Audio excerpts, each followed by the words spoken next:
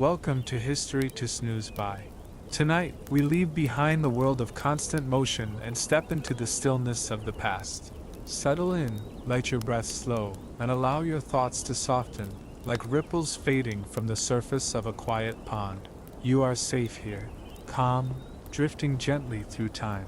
If you enjoy these soothing journeys into the forgotten corners of history, please take a moment to like this video, subscribe to the channel, and leave a comment with the times and places you'd like us to explore next. Now, let us begin. Part 1. Welcome to Athens, a city of contrasts. The city is Athens. The year, somewhere around 450 BCE. The sky is bright, cloudless, and pale with the golden light of a Mediterranean sun.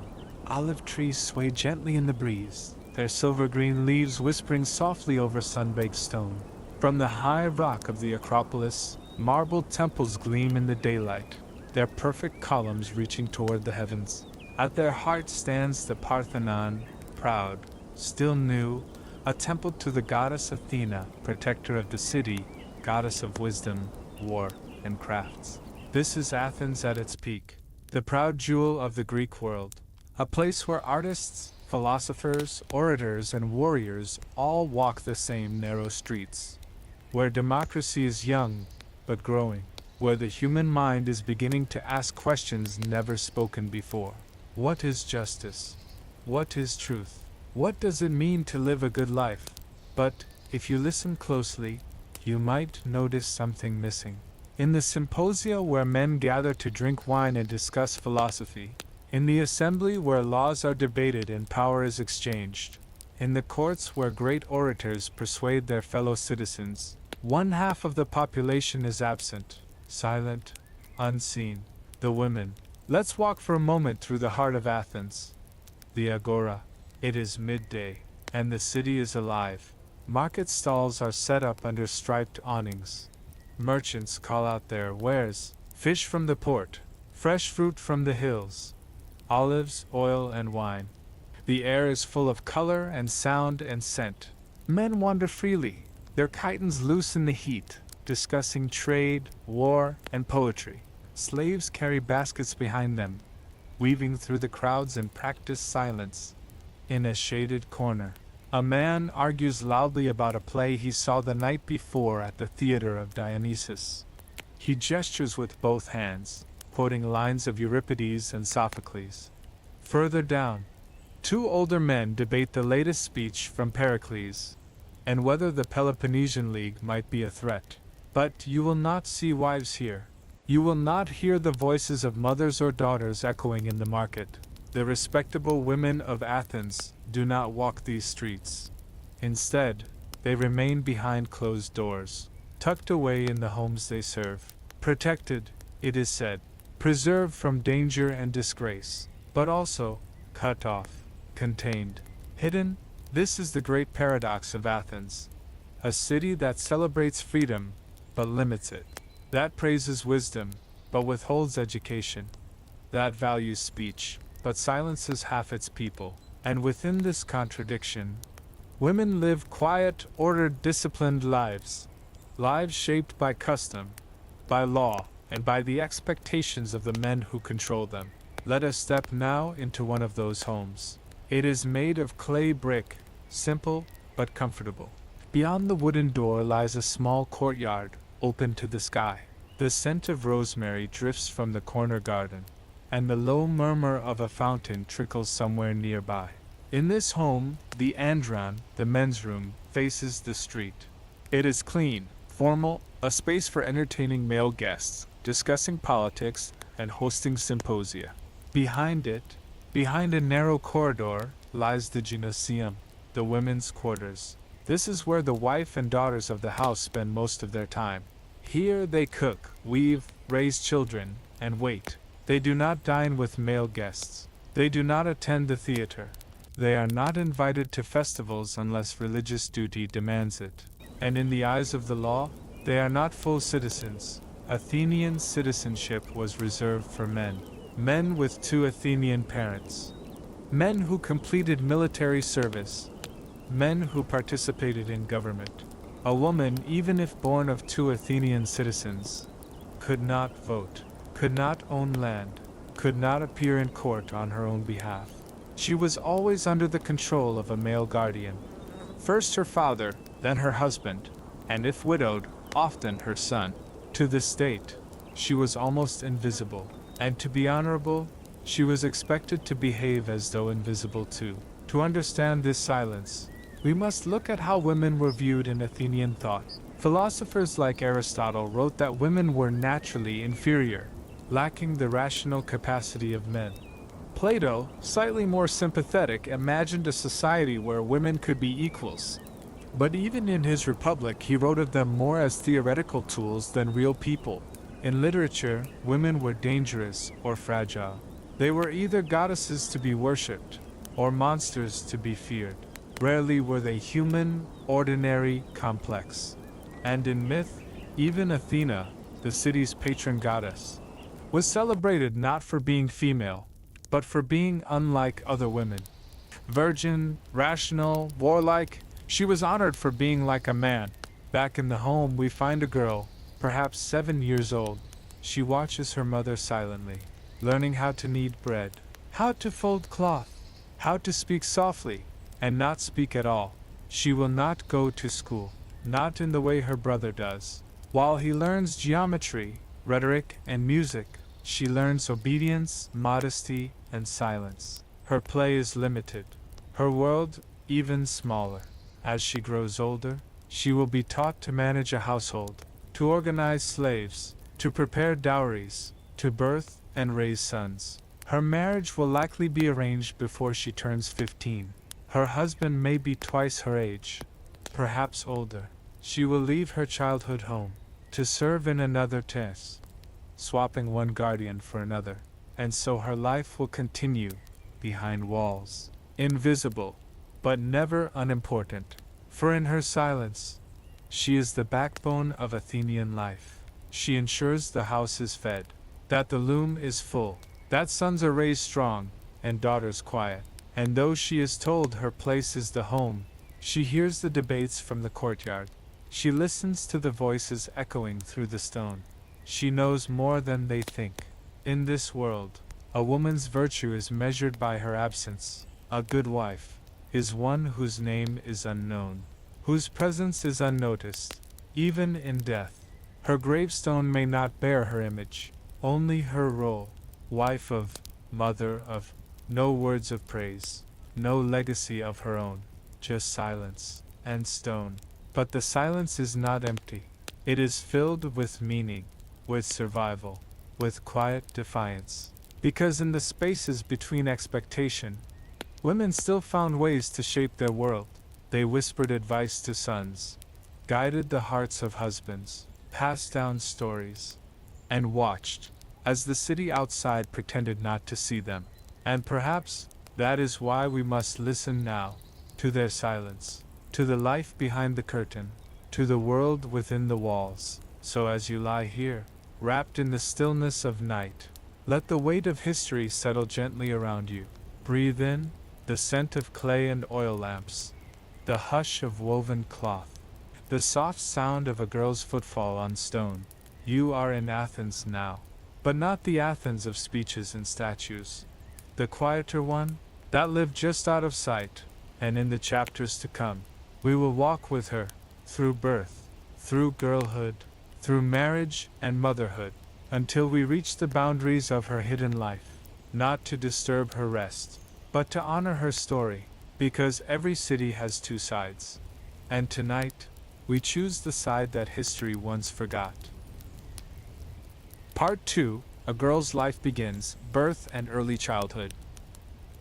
The moon hangs low over the rooftops of Athens, its pale light slipping through open windows, brushing the tiled floors and smooth stone walls in silver. The streets are quiet now, and behind the thick wooden doors of a modest home, a small cry pierces the silence. A child has been born, a daughter. Let us sit in the stillness of that moment. A mother, tired, wrapped in linen, cradles her newborn in the soft fold of her arm. The child's face is red, scrunched in the confusion of her first breath. Her limbs wriggle in that strange new light. The women attending the birth exchange few words. It is not their place to speak much, only to clean, to wrap, to bring water. If the father is nearby, he waits in another room, perhaps pacing, perhaps hoping for a son, because in ancient Athens, the birth of a girl is not cause for celebration. It is accepted, tolerated, but rarely welcomed with joy. A boy will carry on the family name. He will inherit land, take part in politics, defend the city. He will become visible. A girl will require a dowry. She will marry out, disappear into another man's house. She is, from the beginning, seen as a cost. Still, she is loved. Not always by all, but often, quietly, deeply, by her mother, by her nurse, by those who understand the secret strength of women. She is wrapped in clean cloth, her face brushed gently with oil, and she is fed for the first time, as the fire crackles gently nearby. In the coming days, she will be presented to the household gods. A small rite, a quiet offering to mark her survival through birth. But there is no public naming ceremony, not like for boys. No amphidromia, no guests, no feast. A boy is paraded around the hearth. A girl is not. And if the family is very poor, or if the father chooses, she may not be kept at all. Exposure, leaving a child outside the city to die or be taken, was a grim reality in Athens. And unwanted daughters were the most common victims. There were no laws forbidding it, no social condemnation, only silence. But let us imagine she survives. Let us follow her, as she grows. In the early years, there is little difference between boys and girls. They crawl, they play, they chase after chickens in the courtyard, splash their hands in water jugs, chew on scraps of bread. Their laughter is the same, their energy, boundless, but slowly. The line begins to form. When a boy reaches the age of 7, he will begin his formal education. A pedagogue, a tutor, will walk him to school. He will learn his letters, practice reciting Homer, sing hymns to the gods. Later, he'll be taught music, mathematics, rhetoric. He'll wrestle in the gymnasium, and prepare to be a man of the polis. But the girl, she will stay behind. There is no school for her. No tutor, no training in argument or politics or poetry. Her lessons are domestic. She watches her mother and older sisters, learns how to spin wool, knead dough, grind grain. She listens as the women speak in low tones. She learns which herbs to boil for fever, how to bind a wound, how to stretch meals across lean winters. She is told not to speak too loudly, not to be seen watching men, not to ask questions. She learns to be small. Still, there is laughter. She plays games with dolls made of cloth and clay. She sings songs as she spins thread. Her fingers clumsy at first, then practice fast. Sure, she has a pet, perhaps a kitten, and she sneaks its scraps beneath the table when no one is looking. She whispers secrets to her younger siblings, giggles behind her hand, and dreams, though no one asks her what about. Because a girl's dreams do not matter here. What matters is her future. And in Athens, that future is marriage. By the age of 10, she is already being prepared.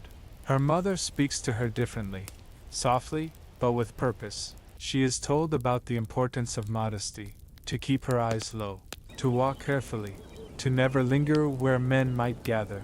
She is shown how to manage servants, how to pour wine for guests without ever speaking to them directly. And always, she is reminded that her greatest value lies not in her thoughts, but in her purity. A good daughter is one whose name is never gossiped about, who remains unseen until her wedding day. And so, she begins to fold herself into quietness. Her body begins to change, and with it, the world grows smaller. She is no longer allowed to play outdoors. Her clothes grow longer, her voice softer. Sometimes, she misses the boy she played with as a child. They once shared toys, fruit, games. Now he is no longer allowed to speak to her. He walks through the city on his way to school. She watches from behind the curtain. They live in the same city, but their worlds have already split. He will become a man. She will become a wife. When she bleeds for the first time, it is spoken of only in whispers. A quiet rite may be performed. The offering of a lock of hair to Artemis, the goddess of girlhood and wild things, as a symbol of leaving childhood behind. It is not a celebration. It is a transition, a reminder that soon her father will begin to seek a husband for her. He will choose carefully, not for love, but for alliance, for wealth, for honor. She will have little say, and often she will marry a man far older than herself. Still, in these final years before marriage, there are moments of quiet beauty. She helps her mother prepare offerings for the gods, weaves garlands of flowers for the household altar, sits in the sun, hands busy, mind wandering. Sometimes, she hears laughter from the street, the sound of boys arguing over philosophy, and she wonders what they're saying. She wonders what it feels like to speak without fear, but she does not ask. She knows better, and still, she dreams. So as we rest tonight, let us remember the little girls of Athens, their soft footsteps, their steady hands, their quiet hopes. Though their voices were never recorded, though their names are mostly lost, they lived, they laughed, they loved, they learned, even when no one thought they should. And in the stillness of their world, they carried the weight of generations. They are the foundation, beneath the marble temples, beneath the golden age, beneath the silence. Close your eyes now. Let the hush of ancient homes surround you. Let the soft crackle of firewood, the creak of a loom, the sound of lullabies hummed in small stone rooms, linger with you. Because every great city begins not with its statues, but with its children, and every story worth remembering begins with a whisper. Part 3: Lessons in Silence Education for Athenian Girls. The sun is just rising over the terracotta rooftops of Athens. Its light spills gently over the stone walls, warming the quiet corners of narrow alleyways. Inside a modest home, shadows dance softly across the courtyard. A clay jar of water rests by the door. A cat stretches in a patch of sunlight. The city is waking up, but within these walls, the rhythm is already familiar. A girl of 10 sits on a woven mat, her legs folded neatly beneath her. Her fingers move through a bundle of wool, twisting, pulling, smoothing. Her eyes are focused, but her mind is drifting. She is not in school. She is not learning to write her name, or recite the verses of Homer, or debate the meaning of justice. Her brothers may be, her cousins, the boys she once played with in the garden. But for her, learning looks different, quieter, simpler, and carefully controlled. In ancient Athens, education was not a universal right. It was a privilege, and a narrow one. Even among boys, formal schooling depended on wealth and status. But girls were excluded from the very beginning. There were no schools for them, no classrooms, no tutors who visited the home with scrolls of philosophy or geometry. Instead, a girl's education took place in the home, passed from mother to daughter, from grandmother to niece. A lineage of instruction rooted not in books, but in routine. She learns how to spin, to weave, to cook and clean, to prepare medicines from herbs, to mix flour and oil for bread. She is taught how to tend the altar, how to pray, how to observe rituals and festivals correctly, and always, she is taught how to be modest, obedient, invisible. There are lessons, of course, but they are lessons in silence. How to move through a room without drawing attention. How to speak softly, and only when spoken to. How to keep secrets, and never repeat what men say behind closed doors. She learns to read a face, to anticipate the needs of others, to understand the delicate balance of household life. She may never hold a stylus or read a scroll, but she understands the rhythm of the home. the unspoken rules that shape each hour. This knowledge, though unacknowledged by society, is deep and real. But still, there are moments when the silence feels heavy. Perhaps she sees her brother practicing his letters in the courtyard. She watches from the shadows, traces shapes in the dust with her finger when no one is looking. She listens to the recitation of poetry from behind a curtain, memorizes verses without meaning to, and sometimes, late at night, she whispers those verses to herself. Not because she is allowed, not because anyone has asked her to learn, but because the words feel beautiful, because something in her wants to know. In the rarest of homes, among the wealthiest or most unusual of families, a girl may learn to read, but even then, it is discouraged, treated as an eccentricity. What use does a woman have for letters? What purpose is there in giving a voice to someone who is never meant to speak? And so most do not learn, not because they cannot, but because they are never given the chance. Their minds are shaped not by inquiry, but by instruction. Don't ask, don't speak, don't question, only do, only serve, only wait. But education is not only in scrolls or syllables. It lives in memory, in gesture, in repetition. She watches how her mother folds a tunic, just so, how she prepares an offering for Hestia, the goddess of the hearth, how she speaks to guests with words that carry meaning beneath the surface. These things, the girl absorbs like breath. She learns the language of expression without speaking, the meaning of silence, the weight of a glance, the power of quiet endurance. And though no statue will bear her name, and no parchment will record her wisdom, she knows. She knows how to make a home function, how to tend life, how to disappear in plain sight. Yet, inside her, there may be questions. Why are the men allowed to speak, and the women only to serve? Why do they write songs and plays, while she hums lullabies to an empty room? Why do they shape the city, while she remains inside it? No one will answer. No one will explain. Only the quiet rhythm of daily tasks. Only the rituals of repetition. And still, she wonders, outside, the boys go to the gymnasium. They wrestle, run, throw the discus, train their bodies for the defense of Athens.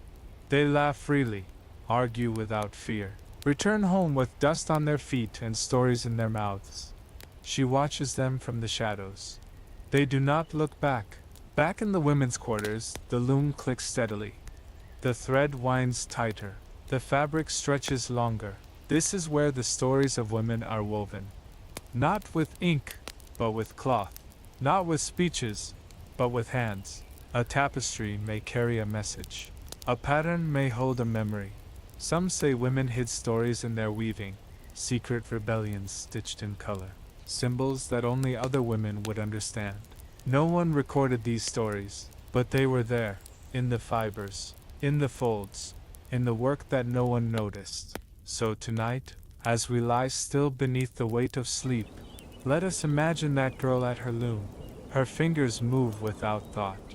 Her body aches from sitting still, but her mind wanders. She hums a melody from long ago, one her mother taught her, one her daughter may one day learn. And in that simple tune is the sound of generations, unwritten, unremembered, but never truly lost. There is power in silence, but there is also cost. The girls of Athens were taught to hide their light, to fold themselves into service, to find identity only in others. And yet, they endured, they learned, they passed on what they could, not through books, but through presence, through action, through love. So rest now, in the hush of ancient homes. Let the sound of the loom, the rhythm of soft footsteps on stone, and the whisper of dreams unspoken, guide you gently into sleep. Because even in a city that tried to forget them, the women of Athens remembered each other, and tonight, we remember them too. Part 4. Marriage and Control. The air is still in the courtyard. A golden light falls gently across the stone floor. warming the vines that curl around a quiet column. Inside the home, all is clean. The walls are freshly washed with lime, the hearth swept, the clay jugs polished. There is a hush today. Not the ordinary stillness of daily life, but something more deliberate, something ceremonial. A girl stands near the doorway, draped in new cloth, her head lowered, her hands folded before her. She is barely more than a child, 14, perhaps 15, and today, she will become a wife. In ancient Athens, marriage was not a private affair of the heart. It was not a love story, nor a moment of personal choice. Marriage was a contract, a transaction, a rearrangement of households, to strengthen bonds between men. The bride's feelings were not considered, her voice was not required, only her obedience, her readiness. She was the vessel through which her father passed his honor to another man. And so, the preparations begin. In the days before the wedding, a girl undergoes quiet rituals. She offers her childhood toys to Artemis, leaving them at the temple as a farewell to youth. A lock of hair may be cut, symbolizing the passage from maiden to wife. Women gather in the home, her mother, aunts, cousins, and there is a kind of joy, but also a sorrow too deep to name, for they know what comes next. And though they smile, their eyes carry memories the girl does not yet understand. The groom may be a man twice her age, perhaps a family friend, a cousin, a stranger. He does not court her. There are no letters, no shared walks through the market. They may have never spoken, may never again, except behind closed doors. But he has spoken to her father, and that is all that matters. Marriage in Athens begins with a simple agreement, not between husband and wife, but between men. The Kyrios, her legal guardian, usually her father, arranges the match, negotiates the dowry, ensures the groom is suitable. The girl herself is silent. The ceremony is brief. There are sacrifices to the gods, a shared meal, and the wedding procession. By torchlight, the girl is led from her father's house to the house of her new husband. She rides in a cart. Women walk beside her, singing hymns to Hera, the goddess of marriage. They do not sing loudly. They do not laugh too freely, because beneath it all, there is fear. She crosses the threshold with care, not only into a new home, but into a new life. From this night forward, she belongs to someone else, to a new Kyrios, to a new name, to a new silence. Her childhood is over. Marriage does not free her. It merely shifts her bonds. She is no longer under her father's authority, but now under her husband's. He may be kind. He may be distant. He may be cruel. The law will not protect her. There are no divorce rights for her unless he agrees. No property she can hold on her own. Her dowry, meant to support her, is his to manage, and if she displeases him, he may send her away, with little, with shame, with silence. Within the home, her duties are many. She oversees the servants, manages the stores of grain and oil, weaves cloth, prepares meals, tends the hearth, and in time, she bears children. This is her true purpose, as seen by the city, to produce citizens, preferably male. Her worth is measured in sons. Each birth brings both relief and anxiety. Will the child live? Will the father be pleased? Will she survive the labor? There are no physicians for women, no formal knowledge of medicine, only herbs, prayers, hope. When she is with child, she walks slowly through the courtyard. She speaks even less than before. Her body changes, but she is careful not to complain. To show discomfort would be undignified. She has learned that pain is expected, that silence is virtue, and if she loses a child, as many women do, she grieves in quiet, in shadows, alone. If she becomes a mother of sons, she gains a measure of honor. Other women nod in quiet respect. Her place in the household strengthens. She is trusted more, listened to in small ways. But if her children are daughters, She is pitied, silently, not because daughters are not loved, but because they are burdens, and she knows that their future will mirror her own. And yet, within this controlled life, a woman finds moments of power. She manages the household gods. She oversees the family's rituals. She advises her husband behind closed doors. She educates her children, especially her daughters. She creates order from chaos, nourishment from scarcity, peace from worry. And in this, she rules, not with authority, but with presence, with patience, with quiet skill. There are times she remembers her girlhood, the courtyard, the loom, the voice of her mother. She passes these memories down in whispers, songs hummed while brushing hair, lessons woven into bedtime stories, fragments of wisdom passed through generations. They may not be recorded, but they endure, because women remember, even when the city forgets. So now, as night falls once again over the rooftops of Athens, let us imagine her there, in her small, clean room. She sits beside the hearth, a bowl of olives in her lap, the scent of oil lamps soft in the air. Her children sleep nearby. Her hands are still, her thoughts distant. She is a wife, a mother, a keeper of rituals, and of silence. But beneath that silence is strength. Not the strength of warriors, not the strength of speeches, but the strength of women who endure, who build homes from dust, who bind families together with nothing but patience, who survive even when no one is watching. So close your eyes, let your breath deepen, and drift into the hush of ancient rooms, where quiet voices once brushed the edges of stone walls, and lives, though hidden, were never without meaning. Part 5: The Gymnasium, Women's Quarters. The sun lifts slowly over Athens, spilling warmth across the high stone walls and red-tiled roofs of the city. The streets are beginning to stir. Merchants raise their awnings. The clatter of pottery echoes from workshops, and the scent of fresh bread drifts through the dry morning air. But here, behind one quiet door, the world remains still. This is not the world of the agora, not the space of speeches and commerce. It is the oikos, the household, and at the back of this home, beyond the columns, beyond the entry hall, lies a space few will ever enter, the gymnasium, a room of stillness, of motion without noise, of labor without spectacle. This is where women live, not just pass the time, but exist, day after day, for years, often for life. The gymnasium is more than a room. It is a boundary, a threshold, and for many Athenian women, it marks the limits of their visible life. The word itself, gymnasium, comes from gain, the Greek word for woman.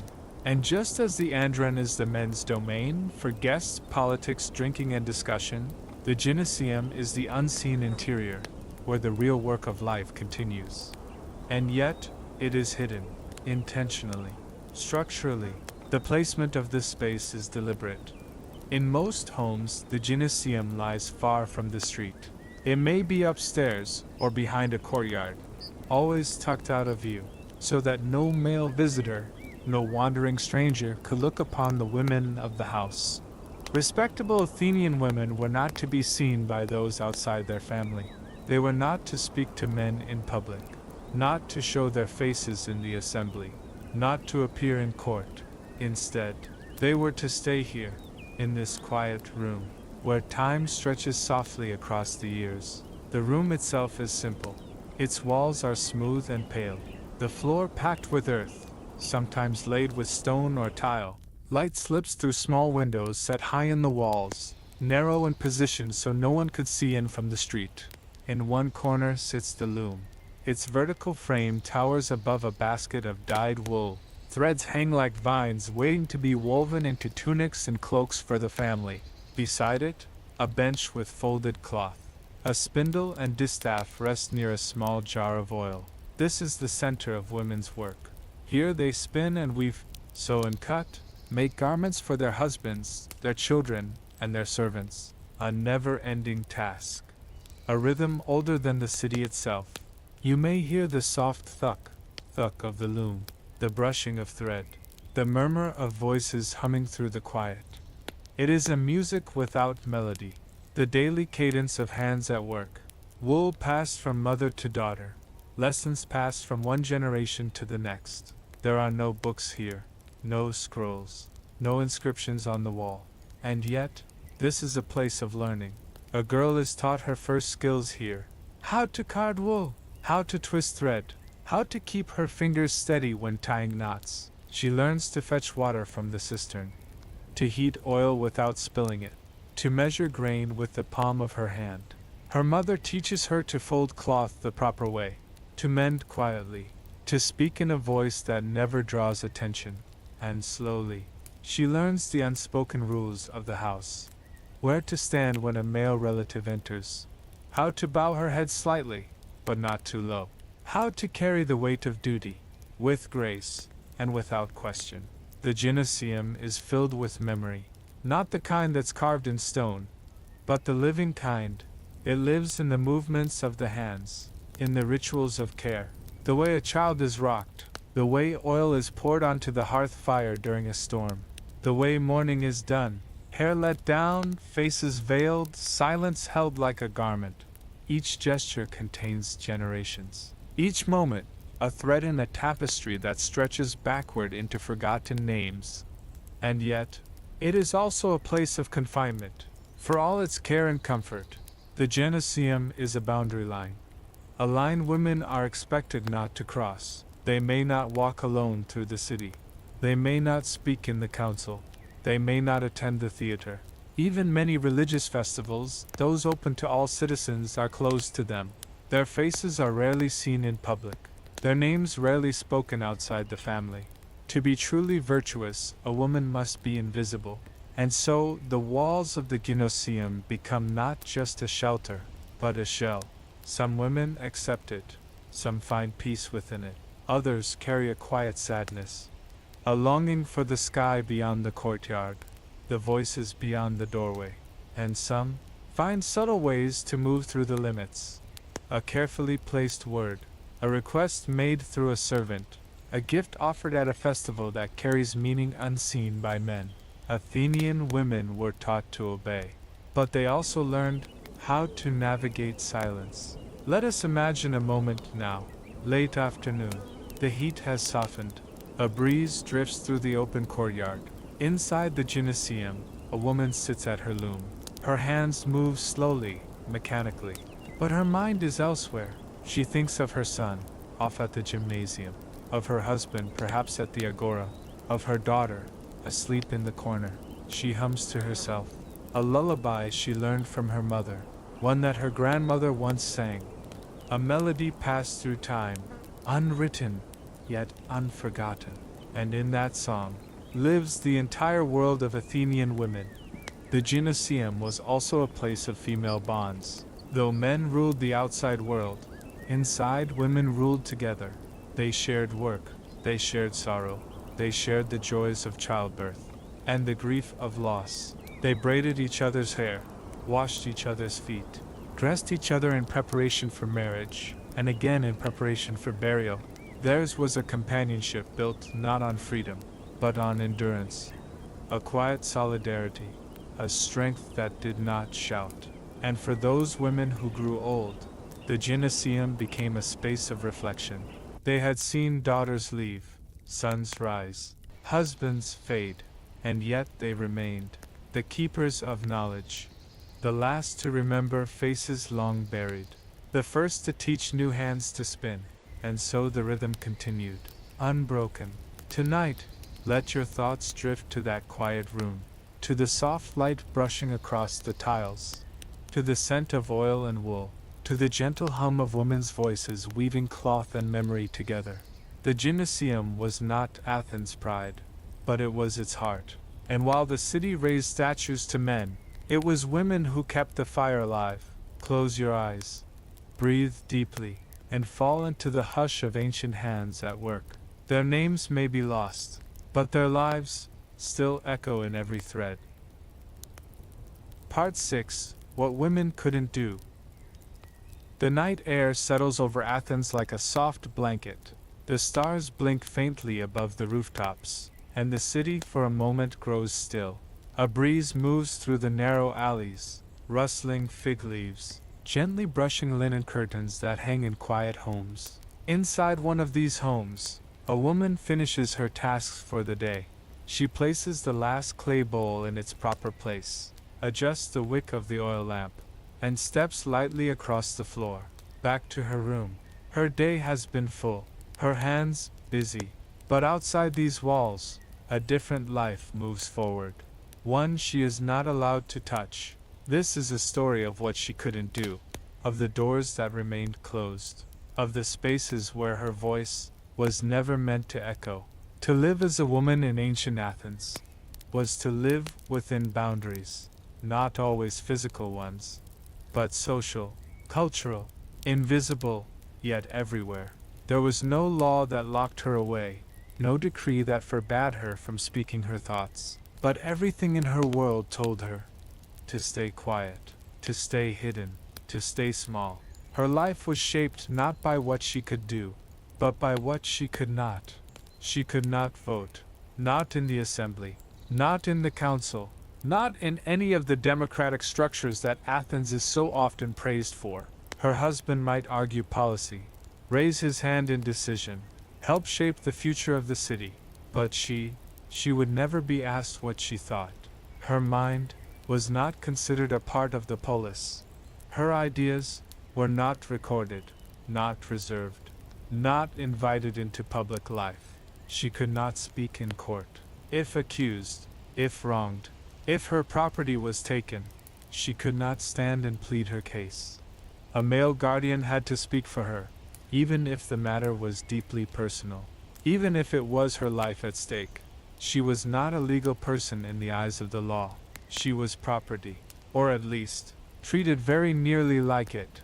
She could not own land. She could not inherit it, or pass it freely to her children. Her dowry, while technically hers, was managed by her husband, controlled by him, returned only if he agreed to divorce or she became widowed, and even then, only under very narrow rules. She could not walk freely through the city, not without reason, not without escort, not without judgment. If she stepped into the marketplace unaccompanied, people might whisper, "What kind of woman walks alone?" A respectable woman was expected to remain in the home. The streets belonged to men, to vendors, scholars, politicians, and slaves.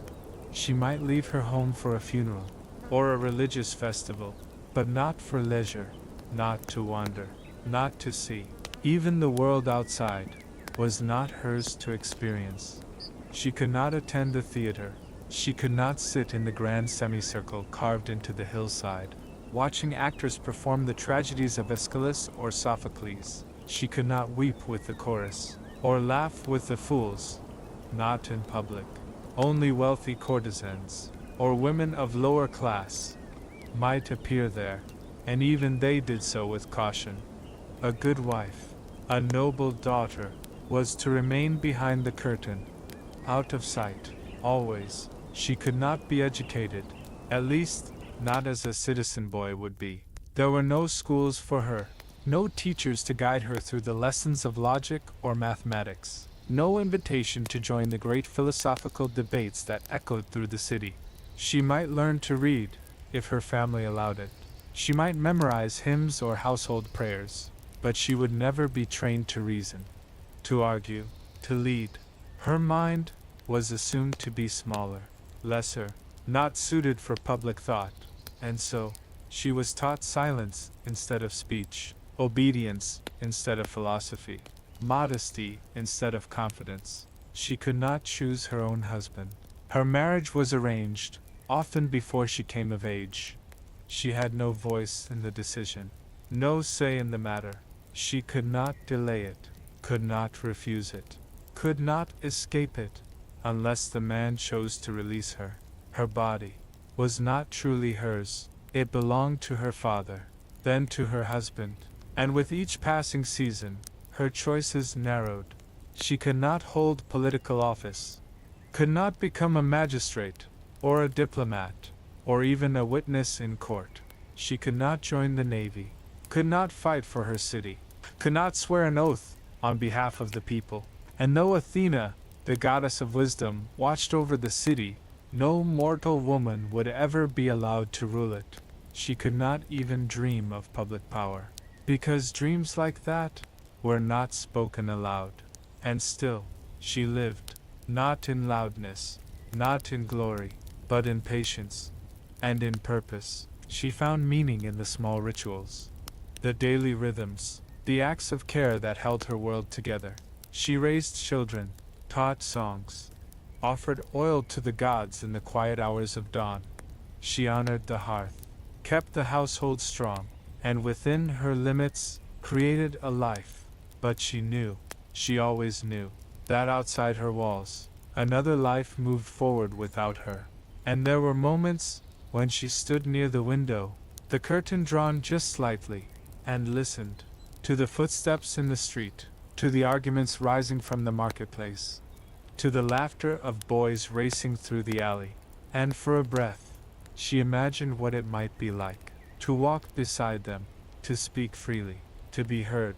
But then, she returned to her loom, to the bread, to the silence, because that was her place. That was the shape of her life, and she, like so many others, learned to fill it with dignity, with strength, with love. So tonight, as you lie in stillness, let your mind drift to the edges of the city, to the doorways women were not allowed to enter, to the voices they were not permitted to raise, to the choices they could not make. Let us remember them not only as silent, but as enduring, not only as hidden, but as present in every heartbeat of their city. For even in restriction, they persisted, and in the spaces where they could not go, they left a quiet mark. Close your eyes now. Let the walls soften around you. Let the stars overhead keep silent watch, and fall gently into rest, knowing that the story of Athens is not only the story of the men who spoke, but also of the women who never could. Part 7: Priestesses and Exceptions. The sky over Athens turns pale with the first light of dawn. The rooftops shimmer with dew, and the gentle hush of early morning wraps the city in a quiet, expectant stillness. Within the homes, lamps are being lit, water drawn, bread warmed slowly over embers. Another day begins, in a city where most women rise to perform their tasks unseen. But not all. Today, a woman walks through the marble entrance of a sacred temple, her feet bare upon the cool stone, her head covered in soft white cloth, and the city does not look away, because this woman is a priestess. And in this rare role, she is not hidden, she is honored. In a society that offered women few public roles, religion was one of the only paths where they could step beyond the home and be seen with reverence. Not every woman could become a priestess. The position was often reserved for those from elite families, chosen for their reputation, their lineage, their perceived purity. But for those who were chosen, it was one of the most powerful roles a woman in Athens could hold. A priestess did not simply perform rituals, she embodied them. She stood at the heart of sacred tradition. She was the keeper of mysteries, the voice between mortal and divine. She led processions, lit holy fires, prepared offerings, chanted prayers passed down for centuries. And for a time, all eyes were on her, not with judgment, but with awe. One of the most honored roles was that of the priestess of Athena Polias, the guardian of the temple atop the Acropolis. From that high sacred place, she oversaw the care of the goddess's wooden statue, participated in the great Panathenaic festival, and played a central part in the city's spiritual life. She was not a ruler, not in the political sense, but her presence was symbolic, essential. She was seen as a living extension of the goddess. Her voice carried weight. Her actions held meaning. In her silence, there was power. There were other roles too, Women served as a referoi, young girls chosen to live on the Acropolis and serve Athena for a year. Their duties were secret, their rituals quiet and mysterious. They carried sacred objects down dark stairways. They learned the steps of sacred dances. They were touched briefly by the divine, and then returned to ordinary life. These rare appointments were more than ritual. They were moments of exception, small openings in the wall of silence that otherwise enclosed Athenian women. Festivals offered brief glimpses of visibility. During the Thesmophoria, married women gathered to honor Demeter and Persephone. For 3 days they left their homes, set up tents, performed rituals away from the eyes of men. It was one of the few times they were allowed to gather alone, to speak openly, to mourn and celebrate the cycles of life, fertility, and death. Men were not allowed to attend. They could only imagine what was said, what was shared. In this secret space, women found a kind of solidarity, a sacred sisterhood. And though the city may have forgotten the sound of their voices, the gods had not. Other goddesses had their attendants. Hestia, goddess of the hearth, whose flame never went out. Artemis, protector of maidens and wild things. Demeter, whose mourning brought winter, and whose joy restored the spring. Each had their rituals, each had their offerings, and many of those who served them were women, not loud, not political, but visible, present, essential. Let us walk now through a sacred grove outside the city walls. The leaves rustled gently overhead, and in the clearing ahead, a small group of women move in silence. They carry baskets of barley, jars of honey, garlands of flowers. They kneel, they offer, they pray, not for power, not for change, but for balance, for peace, for life to continue in its measured sacred rhythm. This is their domain, not the law courts, not the council chambers, but this quiet circle beneath the trees. And here, they are free. Religious life in Athens was not only spiritual, it was social, ceremonial, political, in its own subtle way. To be seen as a proper woman, one had to participate in these rituals. To refuse them was to reject one's place in society. So even the rituals became a performance, a declaration of modesty, of piety, of belonging. But for some women, it was also something more, a brief sense of agency, of presence. For one day, they did not serve behind a wall. They stood at the altar, and for that moment, they were the center. There are stories, faint ones, of priestesses who spoke with wisdom, who influenced decisions from behind veils, who guided festivals with grace and vision.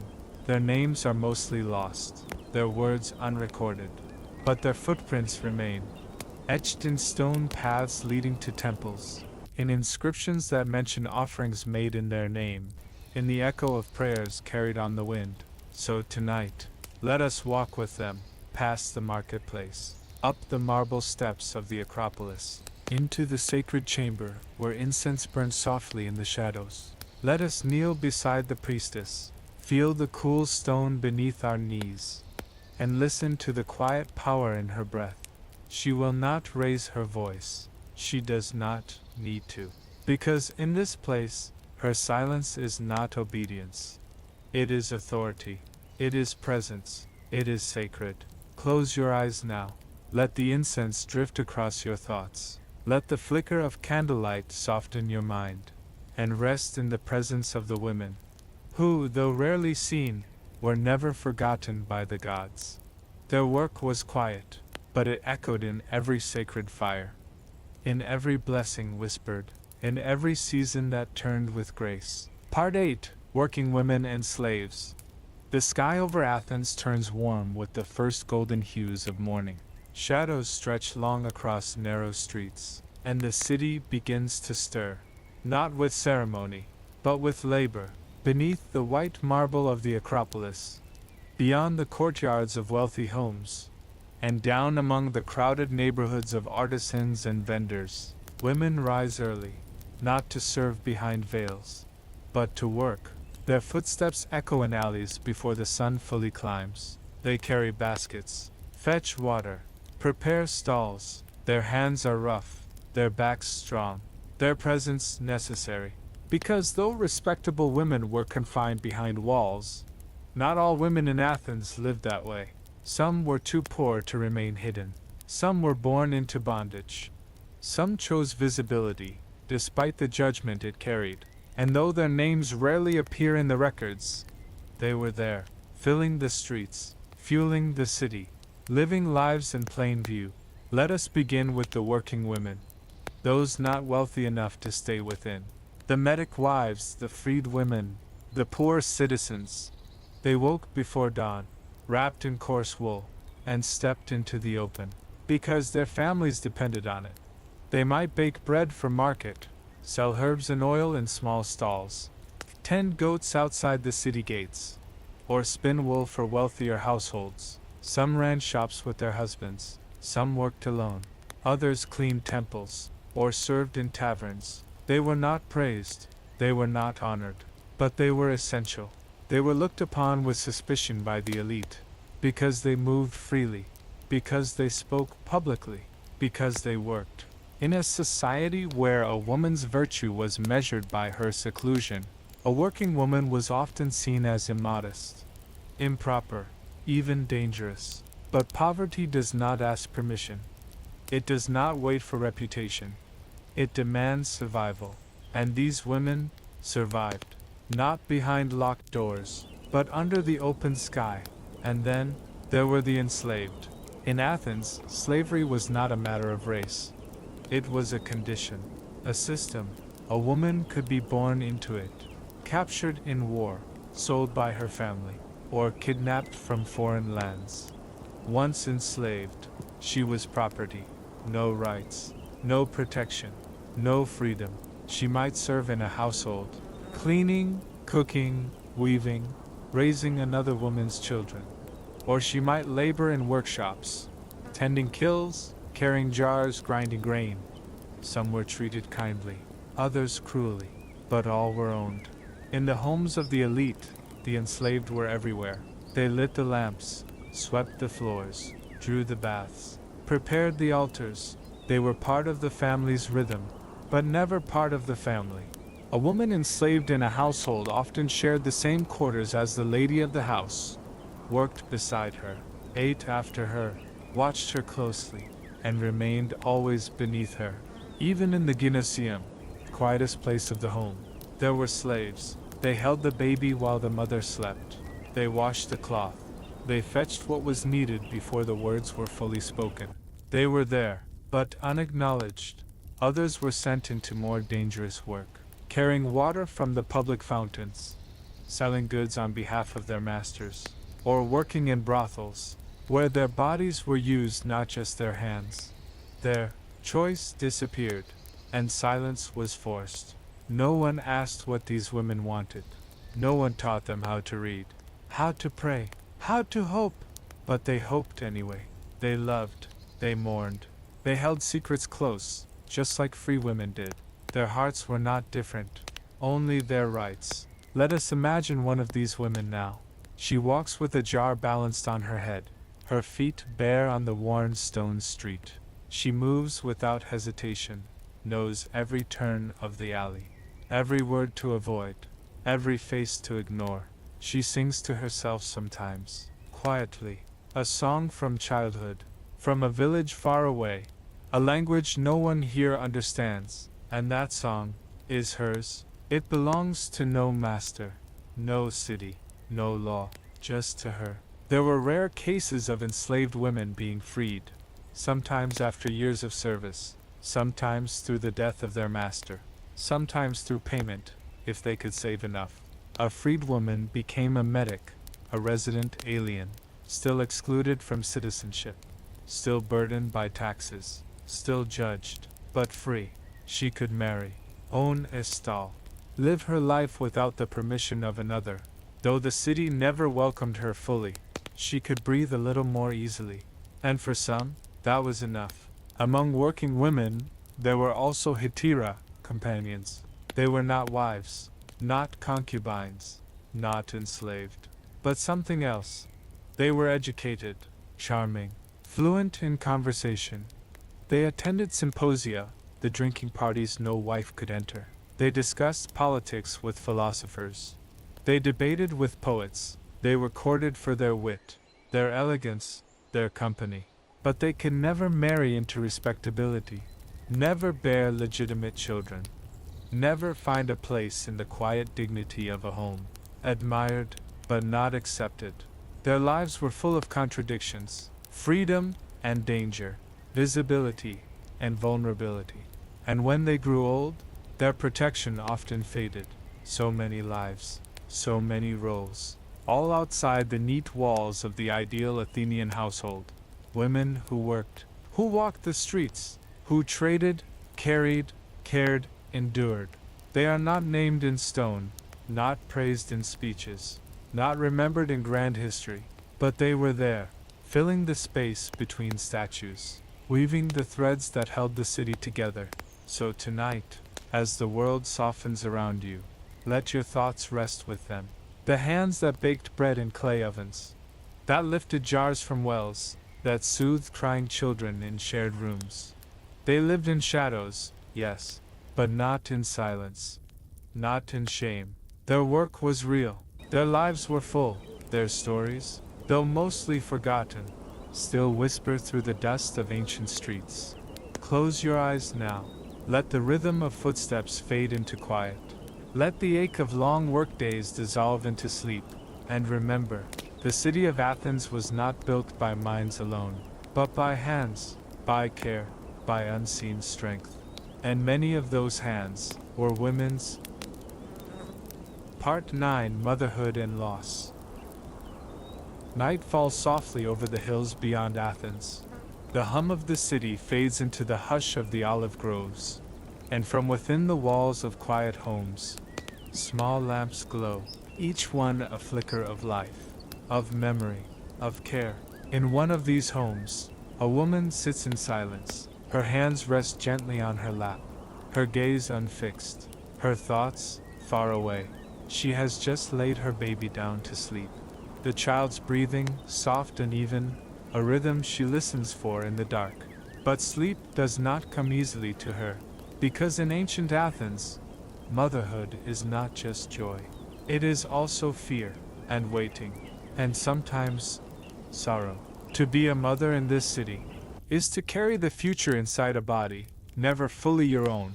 To birth a citizen for a democracy that will never hear your voice. To raise a child you may not be allowed to keep. To give and give and give again, while history forgets your name. But still, she does it, day after day, hour after hour. Because motherhood, in every time, in every place, is both burden and blessing. And in ancient Athens, it is everything. A girl becomes a wife, and almost immediately, she becomes a mother. There is no time for preparation, no waiting for readiness. Fertility is her expected gift to her husband, her responsibility to her family, her contribution to the state. The body she has only just begun to understand now becomes a vessel for life, for legacy, for lineage, and the hope is always for a son. Pregnancy is cloaked in silence. There are no physicians trained for childbirth, no midwives with formal knowledge, only experience passed from one woman to another, whispers and prayers, and hope.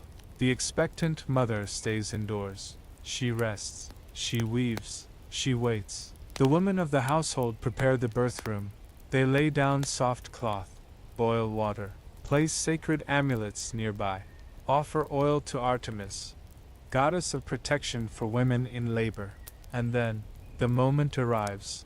Labor is long, painful, lonely. Men do not enter. They wait outside, worried perhaps, but distant. The women manage everything. One holds the laboring mother's hands. Another wipes her brow. Another watches the sky, counting stars, measuring time in breaths. And when the child comes, if all goes well, there is a cry, a tiny voice entering a world too large for it. And the mother, exhausted, shaking, smiles, or weeps, or simply closes her eyes, grateful that she is still alive. But not every birth ends with joy.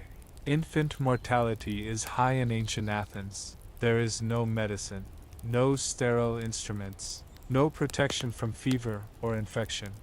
A child may live for a day, or a week, or slip away in silence, unnamed, before ever seeing the sun. Some mothers bury child after child, tiny graves in shaded corners, marked not with stones, but with memory, and each time they begin again. When a child survives, the naming happens on the 7th or 10th day, a small ceremony, an offering at the hearth. The child is formally introduced to the household gods. If it is a boy, there may be feasting, songs, guests. If it is a girl, the ritual is quieter, more private. But still, she is named, she is welcomed, and from that moment, she is part of the family. A new thread in a very old tapestry. The mother's work begins immediately.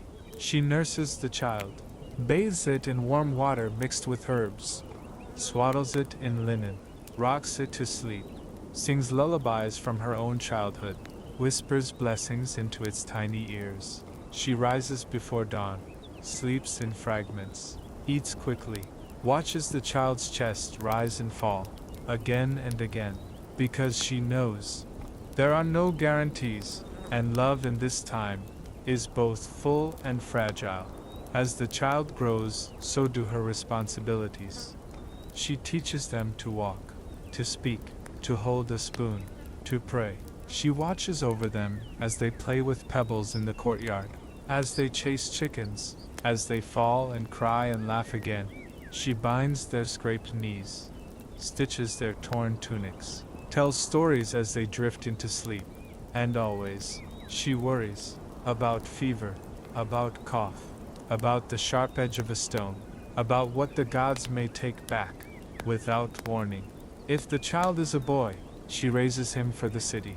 At age 7, he will be taken to school, to learn letters, to recite Homer, to become a man of Athens. And she will watch him walk away. She will not follow. She will not teach him anymore. Others will take over. But her work is not erased. Everything he knows about love, about comfort, about kindness, he learned first from her. Even if no one ever says so, if the child is a girl, she stays, and the mother begins a different kind of teaching. How to weave, how to clean, how to measure herbs, how to carry herself with silence. She passes down what she knows, and what she has endured, and sometimes she weeps alone, not for herself, but for the life her daughter will inherit. The same walls, the same silence, the same quiet strength. There are moments of joy, when a child laughs for the first time, when they speak their mother's name, when they wrap small arms around her neck. There are birthdays, feasts, festivals where she dresses them in clean tunics and ties ribbons in their hair. She watches them grow tall, grow strong, and in these quiet victories, there is light. But there is also loss, a fever that lingers too long, a fall that cannot be mended, a breath that simply stops, and then, the house is filled with silence. The mother covers her head, tears her clothing, sits by the hearth in grief. She does not speak. There are no words, only the ache, the emptiness, the absence of a small hand that once fit perfectly in hers. Other women gather. They bring food. They sit in silence. They share glances that say more than words ever could. Because they know, they have known, in this city, loss is not rare. It is expected, endured, survived, but never forgotten. Still, the mother continues. She rises again, feeds the others, lights the fire, kneads the bread. She sings, quietly, even when the house feels too empty for sound, because this is what mothers do. Even when the world does not honor them, even when their names are lost, even when the ones they love are taken, they carry on, with love, with memory, with grace. So tonight, as you lie still beneath the hush of sleep, let your breath match the rhythm of a lullaby. Let your thoughts drift like smoke above a clay hearth. And let us honor her, the mother whose child lived, the mother whose child did not, the mother who never stopped trying. She is not carved in marble. Her stories were not written. But her love was real, and it still echoes in the quiet corners of history. Part 10: Love, Sex, and the Double Standard. The moon rests high above Athens tonight, soft and distant, its pale light brushing the quiet rooftops of the sleeping city. Shadows stretch across the courtyards. A breeze carries the faint scent of oil and dust, and from within a dimly lit room, a woman sits in stillness, wrapped in her own thoughts, remembering, wondering, feeling something she cannot name. Because in this world, love is not spoken of easily. Desire is not hers to explore, and her heart was never considered her own. To be a woman in ancient Athens was to live under a rule of silence, of obedience, of expectation, even in matters of the heart, even in matters of the body. Love, when it happened, was quiet, secret, or forbidden. It did not belong in marriage. Not usually, not ideally. Because in Athens, marriage was a contract, an alliance between families, a way to secure property and heirs, not passion, not intimacy, not joy. A woman's marriage was arranged, often while she was still a child. Her husband might be twice her age, or older. She may have seen him once, or not at all, and when she came to his home, it was expected that she would serve, obey, bear children, and remain faithful. But she could not expect the same in return. Her husband was not bound by the same limits. He could visit hetera, educated courtesans known for wit, charm, conversation. He could take a concubine. He could sleep with slaves. The city turned no eye. The law placed no barrier. For him, desire was a right. For her, it was a risk. A woman accused of adultery, truthfully or not, could be cast out, divorced without dowry, disgraced. No defense would matter. Her word carried no weight. Her reputation could be ruined in an afternoon. And yet, she might still feel, not just duty, but longing, not just service, but affection. Sometimes, she fell in love, with her husband perhaps. Rare, but not impossible, or with another, a cousin, a neighbor, someone she could never name. But love could be dangerous. Because love leads to thought, to wanting, to choice. And for a woman, choice was always suspect. Let us walk through her thoughts now, as she lies awake in her narrow bed. The lamp burns low. Outside, a dog barks distantly. Inside, the silence is heavy. She remembers a glance, a smile that lingered too long, a moment when her heart fluttered, then fell still again, because there was no place for that feeling, no place for her to speak it, to follow it, to understand it. She closes her eyes, and lets the memory fade. Desire for a man was part of his nature, spoken of openly in poetry, in theater, in symposium conversations filled with laughter and wine. But for a woman, desire was hidden, suppressed, feared. She was taught to control it, to ignore it, to fear what it might make her do. To want was a threat to her honor, her safety, her place in the world. So she buried it, deep, in the place where unspoken things go. The city itself reflected this divide.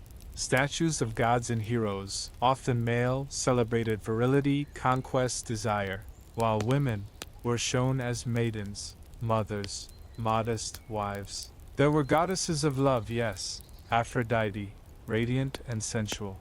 But mortal women were not permitted to embody her freedom, only her burden.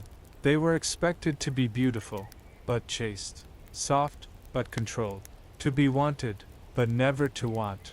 In the great tragedies of the stage, women who desired too much were punished. Clytemnestra, Medea, Phaedra, each portrayed as dangerous, unstable, unnatural. Because to love fiercely, to long deeply, to act upon feeling, was to cross the line. And in Athens, women who crossed the line were not forgiven.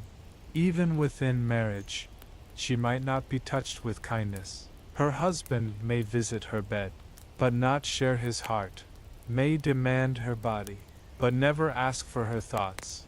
And still, she endures. She raises their children, maintains the home, waits, and in the quietest hours, she remembers what it felt like to laugh, to dream, to hope. Not all women remained passive. Some found small ways to claim their hearts. A poem whispered to a friend, a glance exchanged in the courtyard, a prayer left at Aphrodite's altar, a piece of embroidery stitched with secret meaning. They lived their love not out loud, but in silence, in rhythm, in shadow. And sometimes, that was enough. Let us return to the woman in the dim room. She sits by the window now, the night air brushing her face. She gazes at the moon, and wonders, somewhere, someone else may be doing the same, thinking of her, or not. But in this moment, she lets herself feel, just for a breath, just for the space between two heartbeats. She feels, without shame, without fear, without permission, and that feeling is hers alone. So tonight, as you drift into sleep, let your mind rest gently in her world, a world of quiet hearts, of whispered names, of love that bloomed, even when the city told it not to. Close your eyes. Let the weight of judgment fall away, and remember, even in silence, women felt deeply. They loved, they longed, they dreamed, and those dreams, though hidden, were no less real. Part 11. Women in Athenian Mythology. The stars hang like ancient jewels above the rooftops of Athens. The streets are quiet now, the lamps are dim, and the temples stand still beneath the hush of midnight. In one home, a child sleeps beside a low hearth. Her mother watches the flame flicker, then softly begins to whisper a story, not from her life, but from the myths, stories older than stone, tales whispered by generations, about gods and goddesses, about heroes and the women they loved, or betrayed, or feared. Because in Athens, the myths told as much about the city's heart as its laws ever did. And in those stories, women were everywhere, just not always as they truly were. The myths of Athens are filled with women, goddesses who rule the heavens, maidens pursued through forests, queens betrayed by kings, mothers torn from their children. They are wept for, prayed to, warned against. They are powerful, but rarely free. Let us begin with Athena herself, the city's namesake, the goddess of wisdom and war, of craft and logic and victory, born fully grown from the head of Zeus. She has no mother, no childhood, no family ties. She is chaste, sharp-minded, unmoved by desire. In many ways, she is what Athenian society wished women could be. Intelligent, yes, but without emotion, without sexuality, without domestic ties. She is respected, feared, exalted. But she is not like mortal women, not even close. Then there is Artemis, goddess of the hunt, of the moon, of wild places. She too is a virgin goddess, fierce, free, untouched. She punishes those who see her naked, destroys men who pursue her, and protects young girls until they become women. She embodies an impossible purity, a girl who never grows into the role Athenian society demands, worshipped but untouchable. And then there is Aphrodite, the goddess of love, of desire, of passion. She is beautiful, unstoppable, dangerous. She causes kings to fall, wars to begin, hearts to break. She is adored, but also blamed. Her power, always suspicious. In Athens, a mortal woman could never claim her likeness. To be sensual was to risk ruin. Aphrodite was worshipped from afar, but her gifts were too wild for the quiet homes of respectable wives. Beyond the goddesses, there are mortal women in myth. Let us remember Medea, a foreign sorceress, intelligent, passionate, deadly. She loved Jason, betrayed her own family for him, bore him children, and when he left her, she did the unthinkable, killed her sons, escaped on a chariot drawn by dragons, and vanished into legend. Athenians watched her on stage, terrified, fascinated, because she was everything they feared.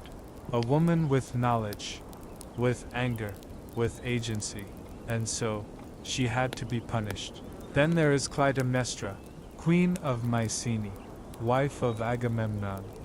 He sacrificed their daughter for wind and war, and when he returned, she killed him. Some called her a monster, others a mother seeking justice. But in Athens, no woman could take power and be praised. Clytemnestra ruled, and for that, she was doomed. And what of Phaedra, who loved her stepson, and could not bear the shame? She is desire, out of place, a woman who wants and is destroyed by it. These stories are not just entertainment, they are warnings, blueprints, shadows. They show what happens when women step outside the role assigned to them, when they love too boldly, speak too freely, act too fiercely, and the consequences are always tragic. Even the stories of ordinary women are shaped by male fear.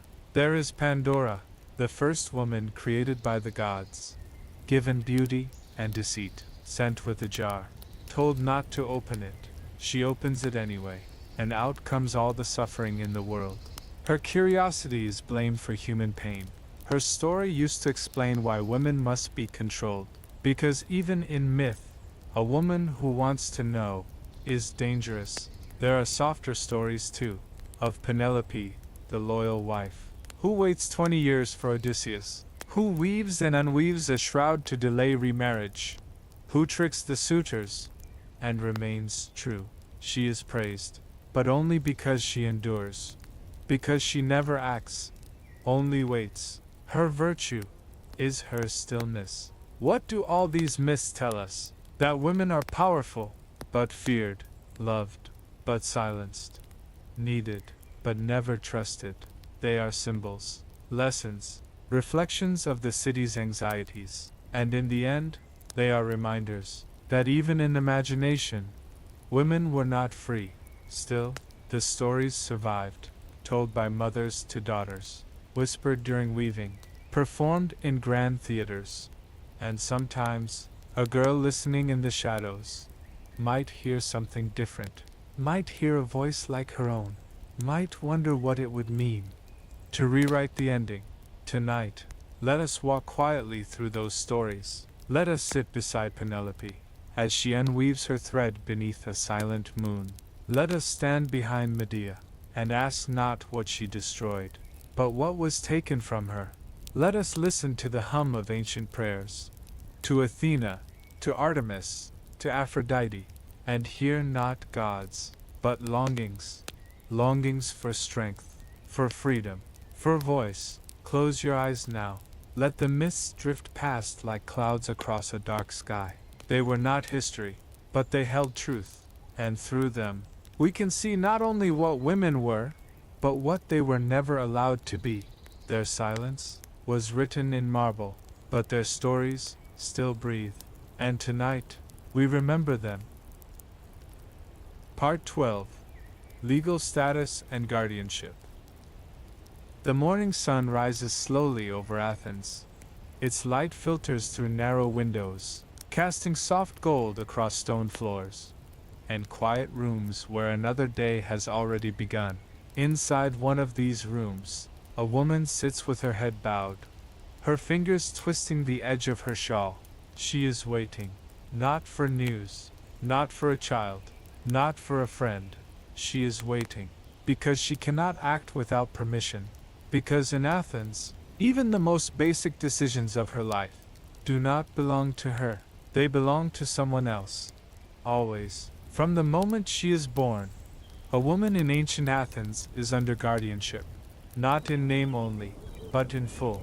She cannot own property. She cannot represent herself in court. She cannot make a legal agreement, not without a man.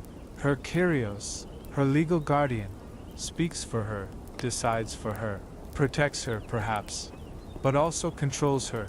This man is usually her father, later, her husband, sometimes her brother or son. She is never free from him, not while she lives. There is no moment in her life when she becomes legally independent, no age of majority, no right to choose her path. She may be intelligent, wise, experienced, but the city does not trust her judgment, does not permit her to manage her own affairs. She may manage the entire household, rations, servants, finances, food, yet she cannot legally give away a coin. Her hand is skilled, her mind sharp, but the law turns away. Let us imagine her now, standing in a small room, a dowry contract spread on the table. She did not write it. She does not sign it. Her father arranges the match, determines the value of her dowry, ensures that her future husband agrees to its terms. She stands beside them, a quiet witness to her own life being negotiated. And when she is married, the dowry is transferred, not to her, to her husband. It is intended to support her, yes, but she cannot access it, cannot control it, cannot use it. It is hers in name, but not in reality. If her husband dies, she does not become free. She returns to her father's house, or to her brothers, or to her adult sons. If no male relatives remain, the state may assign her a guardian, because a woman can never be left alone, not by law, not by custom. She is always someone's responsibility. Even her children are not truly hers in the eyes of the law. They belong to the father, to the family line. If she is divorced, she does not take them with her, unless the father allows it. Even then, they are considered his heirs, his legacy. She is their mother, yes, but not their legal parent, not under the city's rules. Let us imagine a moment. A widow, no more than 30, sits in the corner of a cold room. Her husband died a season ago, and now, she waits for her father to summon her home, or for her son to reach an age where he can become her guardian. She owns nothing, controls nothing. Even her own home is not hers. She is not weak. She is not unwise. But the city does not recognize her strength, and so she waits. Even wealthy women, daughters of noble families, live under this system. A woman may be married into the richest household in Athens.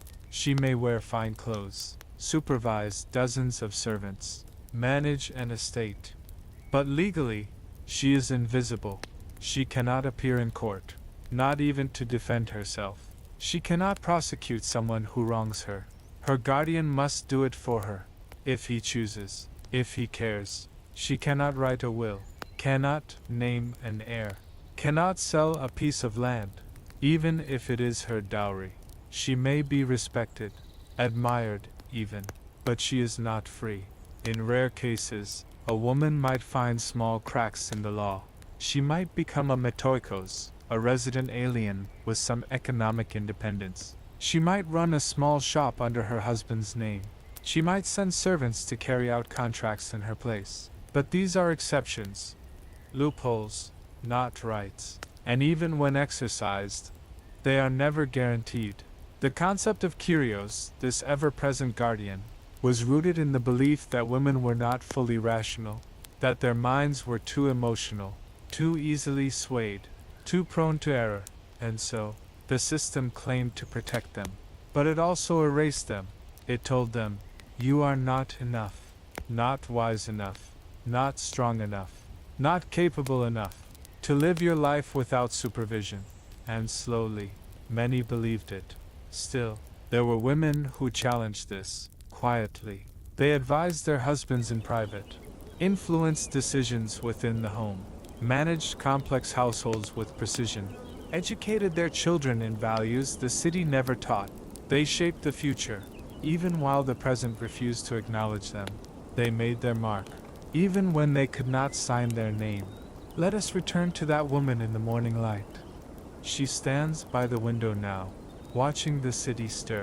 She sees her son walk past with his tutor, her husband leave for the agora, a servant return from the well. She takes a deep breath and begins her work. The city does not see her. The law does not honor her, but the life of the house moves through her hands, and that is power, quiet, unrecognized, but power all the same. So now, as you lie in stillness, let the world of law and paper fade. Let the silence of that waiting room soften. Let the strength beneath obedience rise gently to the surface. And remember, freedom is not always written in law. Sometimes, it is lived in the margins, held in the eyes of those who endure, in the hearts of those who survive, in the stories of those who were never supposed to matter, but who mattered all the same. Part 13: Resistance and Quiet Defiance. The night deepens over Athens. The moon climbs high above the rooftops, casting silver shadows down stone alleys and marble steps. A dog barks somewhere in the distance, then quiets. A door closes softly. A lamp is extinguished. And beneath that hush, in the silent chambers where women lie awake, a different kind of voice begins to stir. Not loud, not sharp, not spoken, but steady, enduring, unbreakable. This is the voice of resistance. Not the kind that shouts in the streets, but the kind that endures behind doors, that grows between glances, that lives in quiet acts no law can touch. In ancient Athens, women had no vote, no platform, no legal standing. They were not allowed to speak in court, or in the assembly, or at the theater, but they did speak, in kitchens, in courtyards, in moments stolen between duties. They whispered, they advised, they remembered, and sometimes they resisted, not with weapons, not with speeches, but with presence, with silence that was not surrender, with cleverness, with care. Because even when the world did not see them, they still saw themselves. Let us begin in the heart of the home, where so much of their life was spent. A woman may have no legal power, but she managed the household. She ordered supplies, directed servants, balanced goods, taught the children, kept the flame of the hearth burning day after day. She did not ask for permission. She did not wait to be acknowledged. She simply did what had to be done, and in doing it, claimed her space. She shaped the lives of her sons, long before tutors and philosophers stepped in. She taught them manners, speech, kindness, restraint. She told them stories, chose their first clothes, listened to their dreams, and through her, they learned what it meant to care, to love, to remember the quiet. That education was never recorded, but it lived in them, and through them. In the city, she guided her daughters too, taught them how to navigate silence, how to speak without words, how to claim small joys inside large walls. She showed them where to bend, and where to quietly refuse, not with rebellion, but with knowledge, because resistance sometimes looks like endurance. There were other ways too, small, but meaningful. A woman might manage her household money, even if the law didn't allow her to own it. She might instruct her slaves to make purchases, send messages through servants, influence her husband's decisions through careful timing. She knew when to speak, and when to wait, when to let the idea seem like his, when to hold her silence like a weapon. And over time, she shaped outcomes, not with force, but with patience. Some women created space within religion, not just as priestesses, but as initiates, as keepers of ritual. As participants in sacred rites men were never allowed to see, they shared wisdom there, stories, secrets, moments of connection, unrecorded by any historian. In the Thesmophoria, they gathered, sisters, mothers, daughters, and for 3 days, they were free of men, free of eyes, free to speak. No one wrote down what was said, but those words lived. they echoed. They carried meaning forward. Even in the act of weaving, there was defiance. A woman's loom was more than a tool. It was a place to tell stories, to express dreams, to hide symbols in plain sight. Patterns could carry messages. Colors could hold meaning. And stitches could be like footsteps across time. No one would call it rebellion, but it was hers, a language that needed no voice. Some women resisted through love, through tenderness, through choosing to raise their daughters with strength. They whispered truths at bedtime, taught girls to question, even if only in their minds. Even if the questions were never spoken aloud, they planted seeds and trusted that one day, even in another life, the answers would grow. Others resisted through survival. They endured pain, loss, loneliness, and still, they rose with the sun, lit the hearth, wove the cloth, sang the songs, not because they were passive, but because they would not be broken. Their strength was quiet, but it was absolute, and sometimes, there were greater acts. A woman who refused to marry, who fled, who chose poverty over silence, or a mother who protected her child against the will of others, or a slave who spoke when no one dared, or a widow who managed to keep her home, even when the law said she could not. Their stories were not celebrated, but they existed, like wildflowers growing through cracks in stone. Let us imagine one woman now. She walks slowly through her courtyard, her hands dusted with flour, her face worn with time. She pauses, looks out at the city. She knows its limits, knows where she can go, and where she cannot, knows what she is expected to do, and what she will choose to do instead. She says nothing, but in her stillness, there is clarity, there is purpose. She is not free, but she is not defeated. So tonight, as the city sleeps, let us honor the quiet resistance of women, the ones who whispered truth when the world demanded silence, who created beauty where there was confinement, who loved when love was not theirs to claim, who held their own, even when the world tried to make them disappear. They are not named in the great books. They do not stand in stone, but they are there, behind every wall, beneath every custom, within every generation. Their defiance was not loud, but it lasted. And in the end, that's what mattered most. Close your eyes now. Let your thoughts drift like smoke from an ancient hearth. Let your breath slow and settle. And remember, not all revolutions begin with fire. Some begin with a whisper, and a woman who simply will not fade. Part 14: Philosophers and Misogyny. The stars shimmer faintly above the hills of Attica. Athens sleeps beneath their glow. The temples, quiet. The fountains, still. The echo of voices has faded from the stone walls of the agora, and all that remains is thought. This city, praised for its wisdom, for its thinkers, its reason, its pursuit of truth. And yet, when it came to women, even the greatest minds of Athens turned away. Not always cruelly, not always loudly, but consistently, systematically, invisibly. They debated the soul, the state, the ideal, but rarely the woman. And when they did, the answers were seldom kind. Let us begin with Plato, one of the most celebrated minds in history, student of Socrates, teacher of Aristotle, a seeker of truth in a world of illusion. In his dialogues, he imagines a city governed by justice, by reason, by wisdom, and there, in the Republic, he proposes something radical, that women might be allowed to rule, to be philosopher guardians, to share in the life of the city, to fight, to think, to lead. It is a vision far ahead of its time.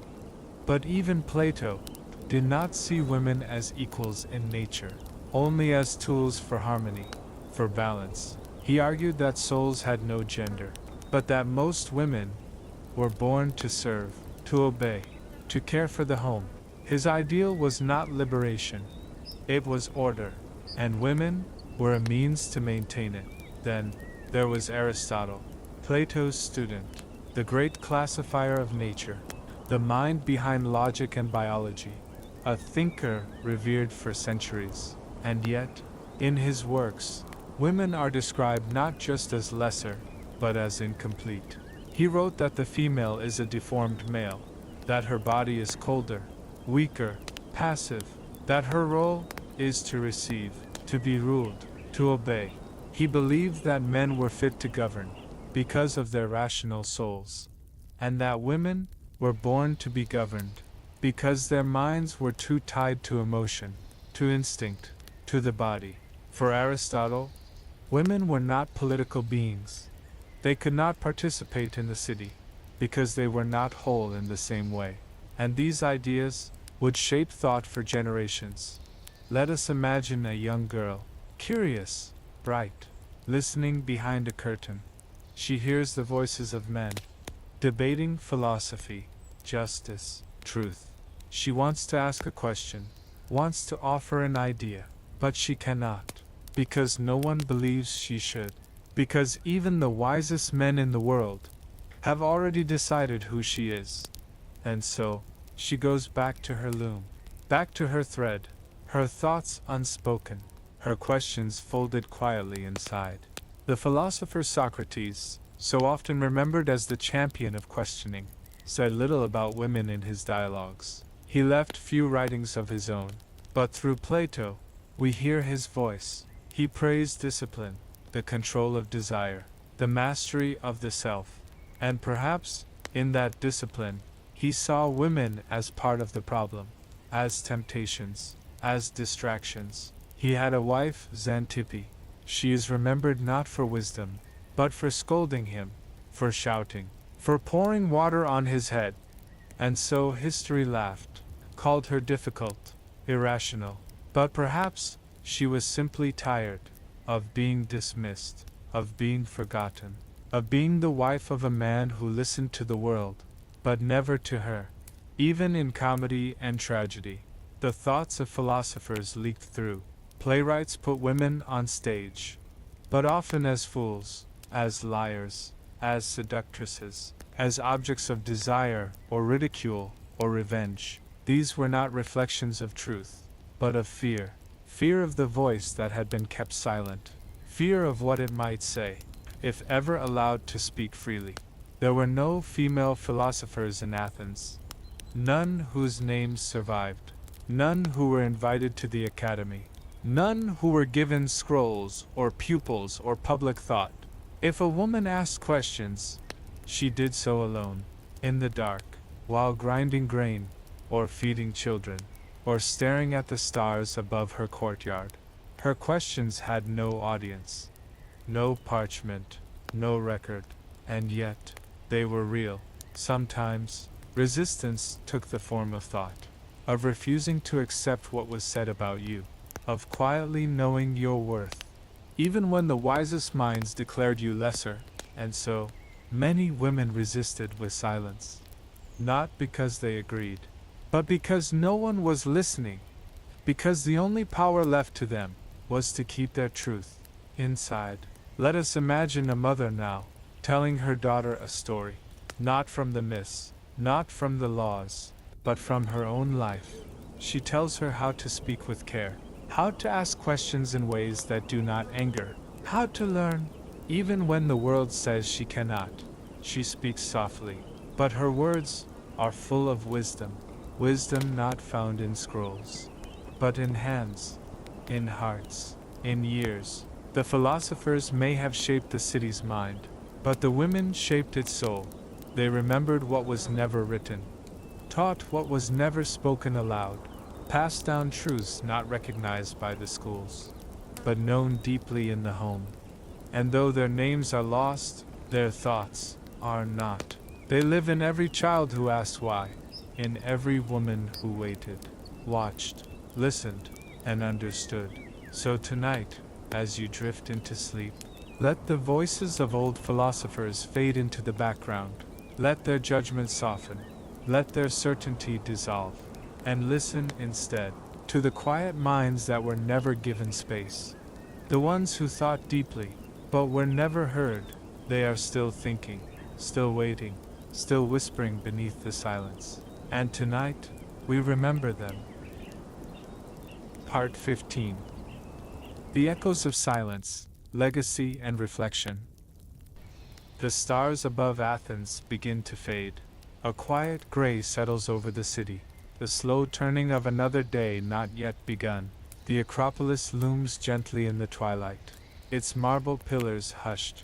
The agora rests in shadow, and deep inside narrow homes, women rise in silence, as they have for centuries. This is the end of our journey, but not the end of their story, because silence does not mean absence, and invisibility does not mean insignificance.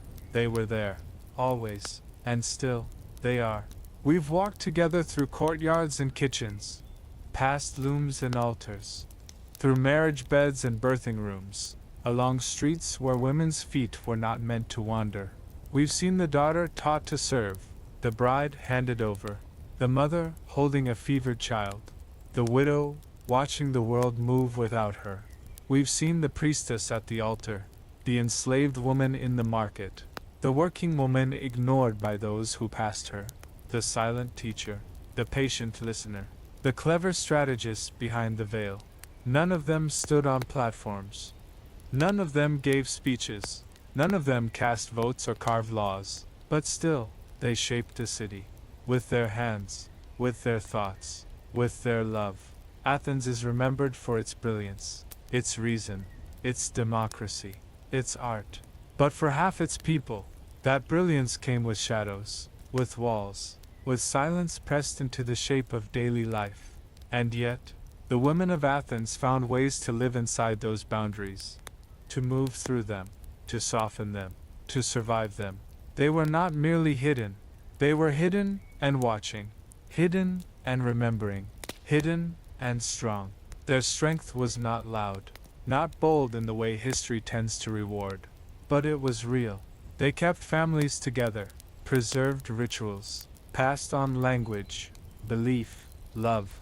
They managed homes with no rights of ownership, taught philosophy through bedtime stories, resisted without ever raising their voices, and though their lives were limited, their impact was not.